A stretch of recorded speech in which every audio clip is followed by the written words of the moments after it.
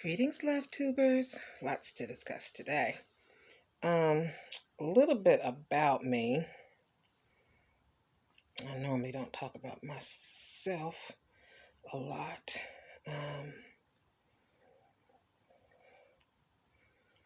But since I'm going to be covering a few topics, I figured I might want to talk about myself. All right. I'm registered on a few websites. OnlyFans as of 4/8/21 underneath Denelsia Walker. And then I'm also registered under Delcia Secrets, DELCIA Secrets, as of 4/8/22. I registered with FetLife as of May 10th, 2022, underneath Denelsia Walker as well. And they do have a group there that is affiliated with Deviant Arts in Atlanta, Georgia. If you are not familiar with Deviant Arts, acquaint yourself. They have beautiful art imagery. They're a little on the freaky side. The person who's running the group over there is Dungeness DM. She's 57. Her name is Donnie. They had a session in Atlanta, Georgia in November 2022 for a secretive photo shoot. Unfortunately, I found out about the photo shoot too late, and I wish I had known about it sooner. A day sooner, and I would have been all right. I would have been able to join. That would have been a dream come true for me. It didn't happen, but maybe the next time I'm down in Atlanta, Georgia. I've also been registered with Secret Benefits as of 11/13/22. For this segment, they send me updates and knowledgeable information, which I'm going to be sharing with you all in the next few videos that I'm doing. Okay. How did I get started in adult entertainment? I'm in a bunch of plus size naughty groups. The reason I joined the groups on Facebook, plus size naughty groups on Facebook. Last time I checked, I was in about 70 naughty groups. Haven't had much time to play in the naughty groups as of late, but when I first started out, I was heavily promoting my bad girl imagery and getting acquainted with people in the group and sharing my gifts as far as erotic and sensual poetry and storytelling, as well as pushing my CD at the time, about 3 years ago, Supreme Rain Love Redefined. Since then, I've got 3 more EPs out, and I'm not done pushing EPs yet. But when you are writing books and trying to obtain reviews, and you are doing music and trying to push that, you don't really have a whole lot of time to be in naughty groups once you have gotten past a certain level of building up your social clientele, I should say. I should put it that way. You don't have a lot of time for things I didn't know ahead of time. You don't have a lot of time for being in people's inboxes, just chit-chatting as well, which I did heavily at the start.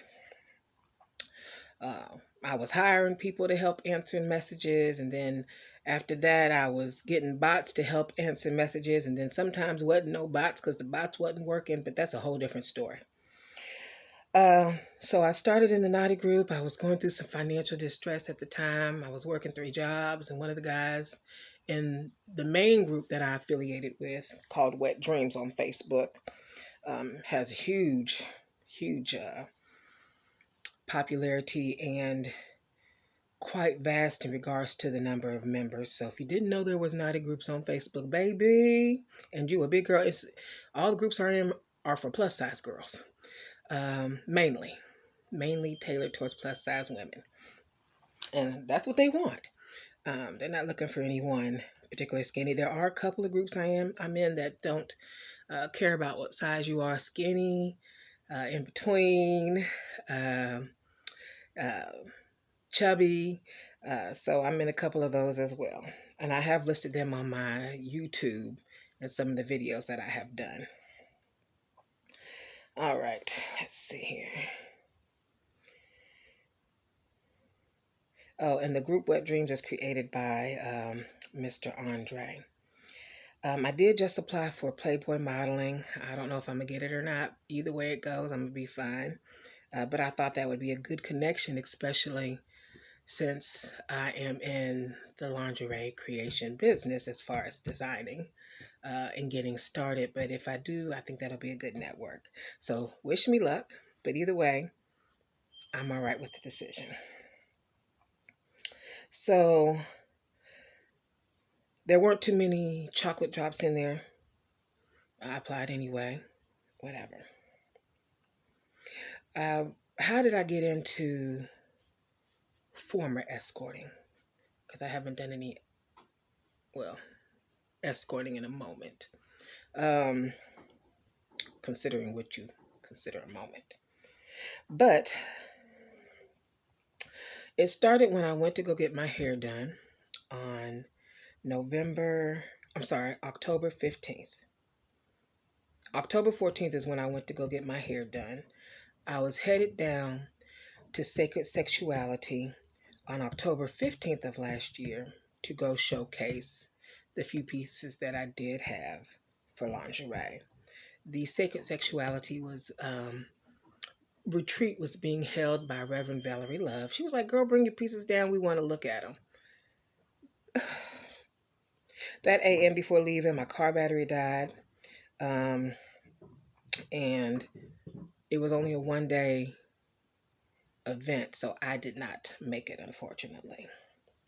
So I stayed with my hairdresser that week. She had talked over about how she liked to go to Iowa. She said there was a lot of money in Iowa, and that that's how she paid for her house. And the matter of fact, the guy that she was renting the house from, he was one of her Johns. And I said, well, I can learn a few things while I'm here. Maybe I'm not supposed to be in ATL right now. Maybe I'm supposed to be learning some things. I got 2 ears to hear, so let me go on and hear what she got to say. Let's see here. She had said that we could drive down once she was finished working, and I informed her if she did, I was ask her about free entry into the retreat, and I would pay her back later once I have the funds. All right, so it didn't go down that way. Stayed at her place a week, and this is what I learned. I'm going to call it one-on-one whole heaven on earth training. From September 14th, because that's the day I went to get my hair done, till September 21st in the Beech Grove area, because the 21st is when I left. So a weekend training with a professional escort. She loved traveling to Iowa on the weekends to make her coins. She taught me in regards to providing services, learning safety precautions, street lingo, location, and advertising. I left when she became verbally abusive. I went for a 10-minute walk, and she about lost her cap because I left the house. I didn't have a key to the house or anything, but I'm from the South and the country originally, Louisiana. I stayed in the boondocks. You know, if you don't tell people you left your house open and you're not out there advertising you left your house open, most people ain't checking to come by your house to see if the door is left open. Just period, point blank.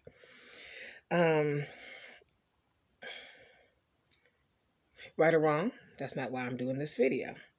All right, so I received I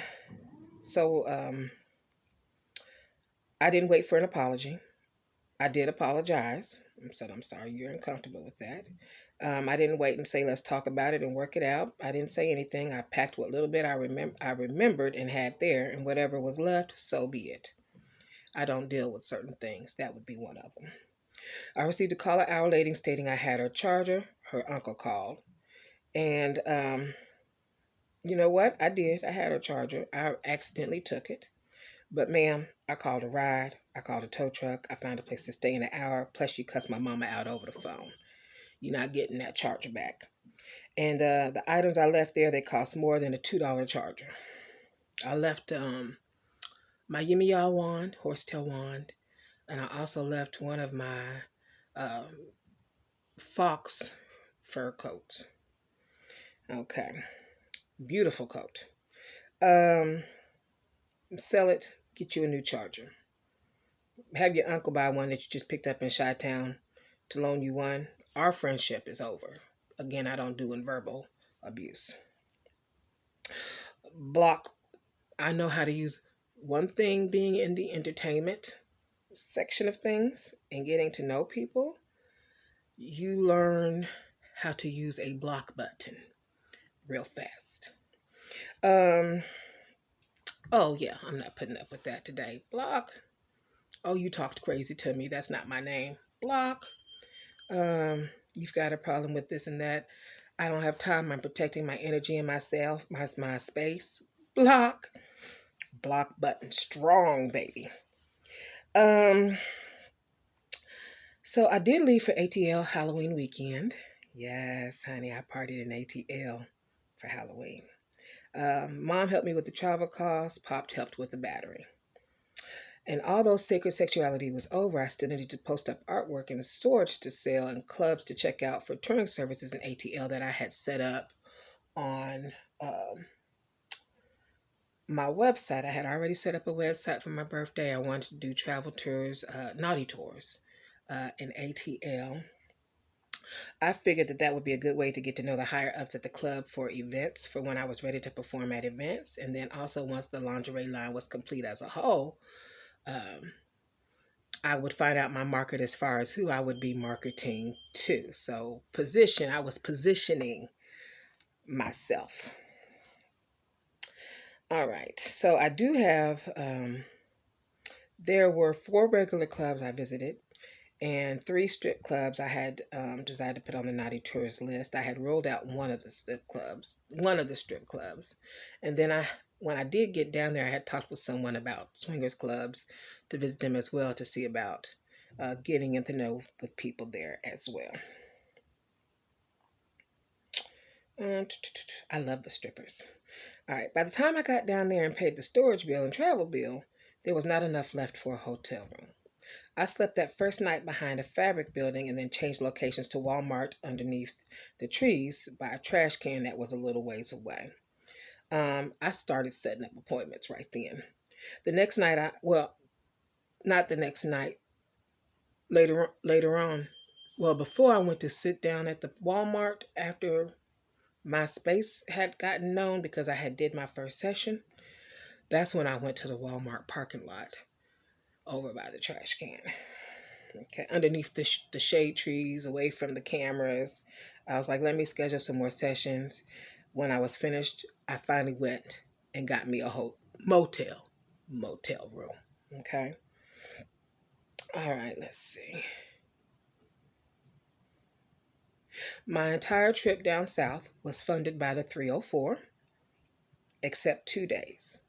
I love ATL. Thank y'all very much. Y'all can talk about the 304s and what they doing down there and everything else. I love the 304. And I would have had enough. I stayed down there uh, about 3 weeks. And I would have had enough on what they paid alone. But on the way back home, I dropped and cracked my phone and it no longer worked. I had to get a new phone. Phones is expensive. And then unawarely, I was unaware that my Canva bill was coming through. That was over $100. Um, and so uh, I went in about 2 days, from what I made, I had to deduct about 300 to 400 off of what I had made to be able to make it back to Indianapolis to get started on things like the website and finishing it up for the naughty tours and things of that nature, plus some other things.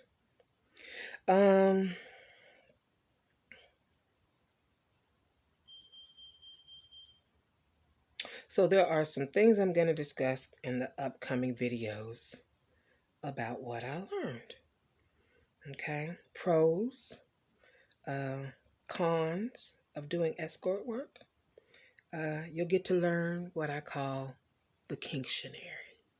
Yes, indeed. Personal experience learning curves from this journey, as far as trial and error, free information, and then some services will be offered paid for some of the information and knowledge that I know. But what I will talk about is gender, sexual orientation, romantic orientation, roles, relationships, activities, toys and equipment, sexual health, mental health, safety resources, glossary, words, and abbreviations that you may not be familiar with as far as street lingo. Let's see. And then also safety, not just safety resources, safety precautions. Other things to discuss are how to make money on OnlyFans if you are in it for the long haul. Although I am on these websites, that is not how I intend to make my overall profit. I think it is good for marketing in regards to targeting a certain audience. Okay. The songs I sing, that is my audience. And sometimes I get more hit on an OnlyFans page than I do on YouTube all day long, or for days long. So it is good for, I guess, more private, one-on-one marketing. And I have utilized OnlyFans for voting contests, because I've been in voting contests for modeling and things. So they're good about that. If you vote for them, they'll go through and they'll vote for you, or they ask you what you need. Do you need likes on the page? Do you need some votes? You know what you need? How can we help you? So they're good at that, as opposed to some of the other audiences that I have attempted to work with. You show them a screenshot, you voted, honey, they are on it. So thank you, my OnlyFans folks. And then other topics that I'm going to talk about are top chocolate adult entertainment, plus size and regular size, that are in the adult entertainment business.